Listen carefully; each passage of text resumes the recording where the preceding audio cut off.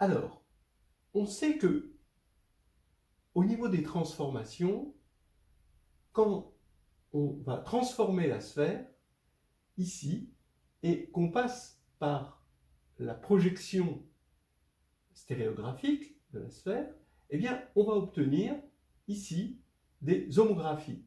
Hein. Si on tourne ici la sphère, ce qui va se passer, c'est qu'on va agir via la projection stéréographique par des homographies. C'est ça qu'on va voir.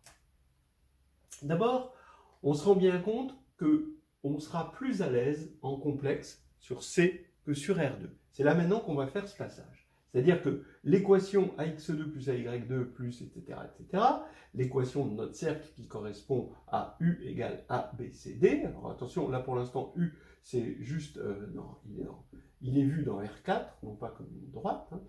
Et maintenant, on va passer en complexe, c'est-à-dire on va écrire Z égale X plus Y. Là, ça va nous arranger de passer en complexe. Avant, on était en réel parce que ça nous intéressait d'être sur R4 muni d'une forme quadratique avec une certaine signature. Mais là, on va passer en complexe et ça s'écrit, vous pouvez le vérifier, AZZ bar, bon, évidemment. Et là, il va y avoir une élimination qui va faire qu'on a B moins IC Z plus B plus IC Z bar, avec Z, hein, je vous rappelle, égale à X plus Y, plus D égale Z. Voilà. Mais maintenant, ce qui est intéressant, c'est que si j'écris grand Z, le vecteur colonne Z petit z, Z', appartenant à C2, cette fois-ci, Z c'est ce Z-là, Z' il n'existe pas encore, et ça va s'écrire, cette expression-là, vous vérifiez que si vous multipliez ici par Z' bar, et ici par Z', et ici par Z', Z' bar, et ben c'est exactement l'expression hein, de Z bar, grand Z bar, hein, la matrice A, B moins IC, B plus IC, D, Z bar. Voilà, hein, vous vérifiez ça. C'est un petit peu comme les formes quadratiques, mais ce sont des formes hermitiennes. Et là, c'est vraiment hermitien. Hein, vous voyez, c'est construit pour être hermitien. C'est-à-dire, vous avez une matrice, petit a, B moins IC, B plus IC, D. Donc, elle est hermitienne, elle vérifie H étoile, c'est-à-dire H bar transposé égale H.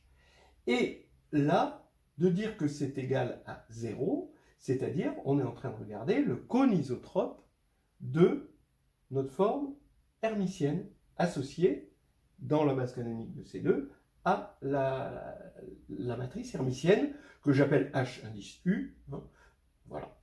Alors attention, A, B, C, D sont des réels, mais là, on est passé à une matrice hermitienne hein, complexe. Mais, je vous rappelle que Z' égale 1, donc je suis en train de couper hein, par le plan complexe Z' égale 1. Voilà. Alors, remarquez que non seulement, ce qui est intéressant, je vais appeler HU cette matrice hermitienne, donc elle est bien hermitienne, que le cercle, c'est rien d'autre, hein, le cercle dont on était parti pour construire ce vecteur U, et ben, c'est le cercle, c'est l'intersection du cône isotrope de la forme hermitienne associée avec Z' égale 1, donc la deuxième coordonnée est égale à 1, mais mieux que ça, et ça c'est le petit plus, le petit miracle, c'est que quand on va calculer le déterminant, ça fait AD moins B2 moins C2, c'est-à-dire que moins le déterminant, c'est exactement la forme Q de U, qui était égale à B2 plus C2 moins AD. Voilà, donc on va partir sur ce constat-là, et on va voir que PSL2, maintenant, va pouvoir entrer en scène. Ce que l'on a fait, c'est que on est parti donc d'un point U de R4 qui correspond à une équation de cercle, et à ce point U, on lui associe la matrice hermitienne HU à B plus IC, B moins IC, D. Et en fait, toute matrice hermitienne, ça c'est le R espace des matrices hermitiennes, c'est un R espace, hein, pas un C espace, c'est exactement l'ensemble des HU, quand U décrit R4. Et cerise sur le gâteau, la forme quadratique qu'on avait mis sur R4, hein, pour que les cercles puissent être transformés en des vrais cercles et les faux cercles en des faux, les points en des points, etc., eh bien, ça se réalise agréablement comme au signe près, encore une fois, problème de signe, le déterminant. On va regarder cette correspondance parce que sur U, agir sur U et agir sur HU, c'est exactement la même chose. Et là, il y a une action sur H qui est naturelle, c'est l'action de SL2 de C par congruence hermitienne. Bon, alors en fait, je devrais écrire PH, P étoile, ça c'est l'action par congruence, hein, mais je tords par moins 1, donc par étoile moins 1, qui est un automorphisme. Hein. Donc je mets P étoile moins 1, H, P moins 1, on verra après pourquoi. Mais en tout cas, c'est facile de voir que si H est hermitienne, alors ça c'est hermitien, hein, d'accord? Donc c'est étoile invariant, si vous voulez. Bien, et je prends SL2 de C. Voilà. Donc ça veut dire que si j'ai une matrice HU, alors là je vais avoir, puisque toutes les matrices hermitiennes s'écrivent HU, je vais avoir un HU' ici, et tel que Q de U égale Q de U'. C'est-à-dire que ça va envoyer des vrais cercles sur des vrais cercles, ça va respecter Q, et ça va agir exactement sur R4 comme agit le groupe O3,1. Regardons de plus près la transformation du cercle donné par U en le cercle donné par U'. Le cercle étant ici. Hein, et après, vous mettez des primes. Alors, soit CU, on a vu que CU, c'était CHU. Alors, ce que j'appelle CHU, c'est le cône isotrope de la forme hermitienne donnée par HU. Inter Z' égale 1. Ça, c'est ce qu'on a vu tout à l'heure. On l'a vu, voilà, on l'a démontré. Je vais poser Z égale ZZ'. Et donc, je vais dire que CU', puisque U' correspond à P.HU, c'est forcément donc Z bar P.HU, je mets des U, Z égale 0. C'est le cône isotrope, ici, mais intersecté avec les ordonnées égales 1. D'accord ? Il faut que les ordonnées de ce vecteur de C2 soient égales à 1. Donc je pourrais l'appeler ici le plan Z' égale 1, plutôt, hein, le plan complexe Z' égale 1. Bien, donc maintenant je vais écrire P.H égale ceci. Ça me fait facilement P-1Z étoile HU P-1Z égale Z, après cette formule. Et ça, je veux que ce soit égal 0. Pareil, j'intersecte avec mon plan affine. Hein.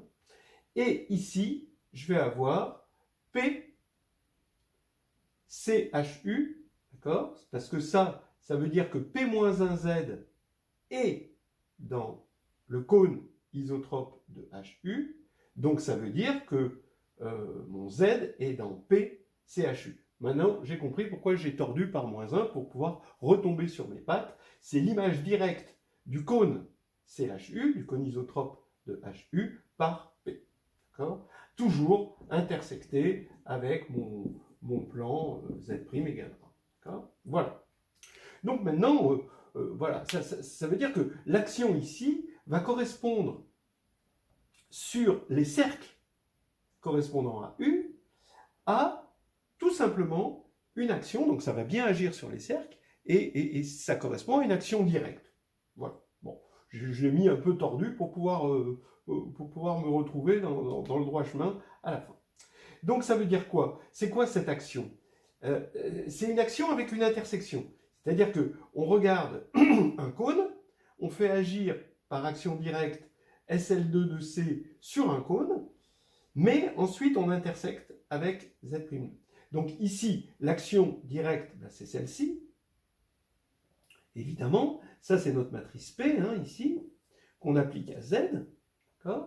Mais au départ, Si Z, on veut l'assimiler à des points du cercle U, eh ben, il faut prendre Z', il faut couper avec Z' égale 1. Donc ça veut dire, en gros, qu'il faut, d'accord, étant donné qu'on prend des cônes, il faut remplacer Z', Z' par Z sur Z', 1. Comme ça, c'est bien homogène. Et donc, maintenant, il faut recouper à la fin par le plan, ici, il faut que ce soit égal à 1, et ça se coupe en multipliant par l'inverse, évidemment, de ceci, en faisant attention que ce soit pas nul. Bon, alors là, il y a peut-être un petit problème de procédure à avoir, mais bref, on va donc avoir alpha z plus gamma z' divisé par bêta z plus delta z', et on divise par z' des deux côtés, et en fait, on a fait cette action de remplacer z par z sur z' pour avoir un 1 ici, et on obtient l'action, ce qu'on appelle l'action par homographie, hein, que un certain nombre de gens connaissent, alpha plus gamma sur bêta z plus delta. Donc, résultat des courses, quand SL2 agit sur H par congruence hermiticienne, d'accord, bon, un peu tordu par -1, et étoile, mais bon, ça reste la congruence hermitienne, et bien, alors, d'une part, comme on a pris SL2 et non pas GL2, eh bien, le déterminant reste le même. Hein, vous voyez que si on avait pris GL2, ça ne marchait pas. Ici, on a le déterminant qui reste le même. Et au niveau des cercles, c'est-à-dire des points XY correspondant à U, eh bien, on a une action de SL2 par homographie.